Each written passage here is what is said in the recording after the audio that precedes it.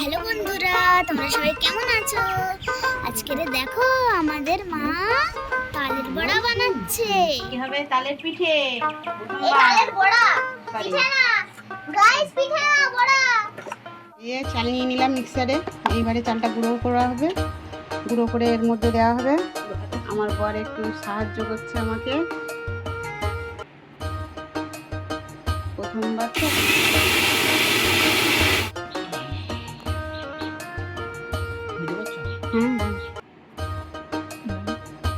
এই চালের গুঁড়ো ঢেলে দিলাম। দাও। সুজি দেওয়া হয়ে গেছে, সুজি আর চিনি দেওয়া হয়ে গেছে আগে।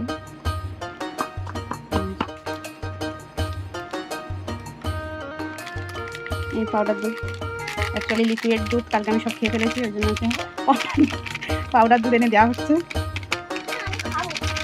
ধারাস না, এতে দিয়ে একটু তোকে দেওয়া হবে না।